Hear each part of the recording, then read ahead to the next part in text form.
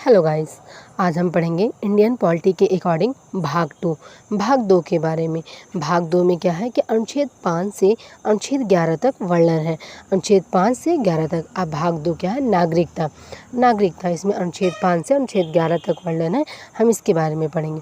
देखो, अनुच्छेद नागरिकता, भाग 2 नागरिकता है। देखो, नागरिकता का प्रावधान जो है हमने ब्रिटेन से लिया है ना। नागरिकता का प्रावधान हमने ब्रिटेन से लिया है। हमारे यहाँ एकल नागरिकता का प्रावधान किया गया है। नागरिकता दो प्रकार की होती है, एकल नागरिकता और दोहरी नागरिकता। देखो, नागरिकता संशोधन विधेयक 1955 में आया था। उसी में एक संशोधन किए जाने का प्रावधान इसी विधेयक के तहत चल रहा है। लोकसभा में पास कर दिया गया है, क्योंकि 543 में से 503 लोग तो केवल बीजेपी के सदस्य थे। और मौजूदा सरकार में संसद सबसे ज़्यादा है। और बीजेपी ने तो सबसे पहले ही बताया था कि 9 से 12 तक सारे के सारे सांसदों को मौजूद रहना होगा लोकसभा में। भारत में 7 समुदाय रहते हैं: हिंदू, मुस्लिम, सिख, ईसाई, जैन, बौद्ध, पारसी। ये संशोधन अगर राज्यसभा में भी पास हो जाता है तो और राष्ट्रपति स्वीकृति दे दे तो ये प्रावधान करेगा कि पाकिस्तान, अफगानिस्तान और बांग्लादेश से आकर जितने भी लोग गैर कानूनी रूप से रह रहे हैं, उनमें से मुस्लिम समुदाय के छोड़कर बाकी 6 धर्म के लोगों को उनको भारत की नागरिकता मिल जाएगी। तो अभी तक विदेशियों को भारत में 11 वर्ष बिताने होते थे, तब भारत की नागरिकता ग्रहण करने की योग्य हुआ करते थे। लेकिन इस अवधि को अब घटाकर 6 वर्ष कर दिया जाएगा।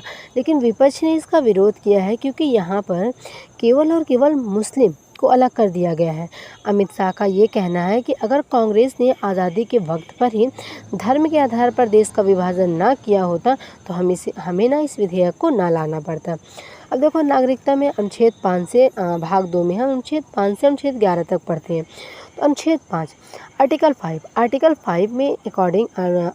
5 के अकॉर्डिंग हमारे संविधान में वर्णन है नागरिकता की परिभाषा के बारे में, द डेफिनेशन ऑफ सिटीजनशिप, नागरिकता की परिभाषा के बारे में। आर्टिकल 6 में वर्णन है कि विभाजन के समय पाकिस्तान से भारत आने वाले लोगों की नागरिकता के विषय में अनुच्छेद 6 में वर्णित है, जिन्हें भारत आने के तुरंत बाद नागरिकता मिल गई थी। अनुच्छेद 7 में वर्णन है कि भारत से पाकिस्तान जाने वाले लोगों की नागरिकता के बारे में अनुच्छेद 7 में वर्णन है। उन लोगों के बारे में कहा गया है कि जो भारत से पलायन कर गए थे, उनकी तत्कालीन नागरिकता खत्म हो जाएगी।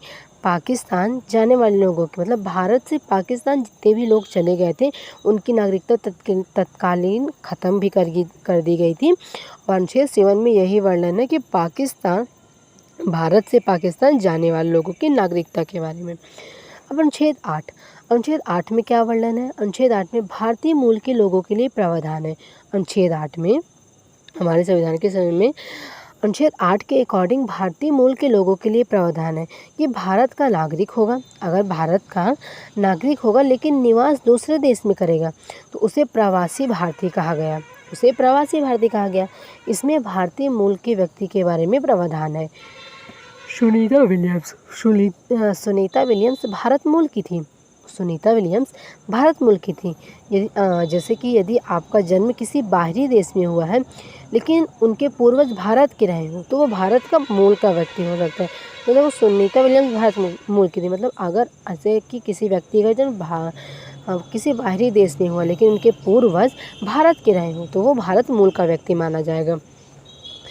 अब अनुच्छेद 9 में वर्णित है नागरिकता के निलंबन के बारे में। आर्टिकल 9 के अकॉर्डिंग नागरिकता के निलंबन के बारे में वर्णन है।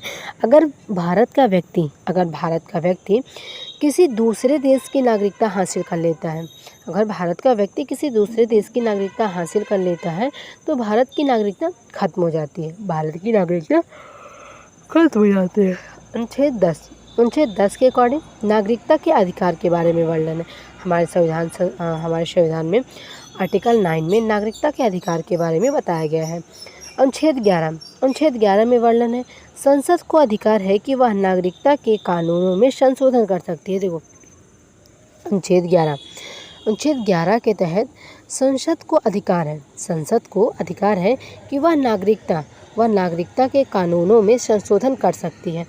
देखो कुछ बातें हैं, जैसे कि भारत की नागरिकता प्राप्त करने के ना 5 तरीके हैं। देखो पहला, या तो जन्म से नागरिकता हो, जन्म ही भारत में हुआ हो, भारत की नागरिकता। जन्म से नागरिकता मतलब अगर किसी व्यक्ति के माता पिता में से कोई एवं या तो एक भारतीय नागरिकता रखता है तो जो आने वाली संतान है वो भारतीय हो सकती है। तो वर्तमान में प्रावधान ये है कि जिसके माता पिता भारत के हों उसे जन्म से ही भारत की नागरिकता प्राप्त हो जाती है। या दूसरा टाइप क्या है, वंशानुगत नागरिकता। दूसरी तरह से वंशानुगत नागरिकता, अगर भारत में जन्म होता है तो वंशानुगत वह भारत का नागरिक है। तीसरा क्या है, पंजीकरण के द्वारा नागरिकता मिलती है। पंजीकरण से नागरिकता कैसे, ये उन विदेशियों के लिए है जो भारत में आकर भारत की नागरिकता हासिल करना चाहते हैं। अगर कोई विदेशी आकर भारत में 5 साल रहे और आखिरी साल के 12 महीनों तक वह लगातार रहे तो वह पंजीकरण करवाकर नागरिकता हासिल कर सकता है।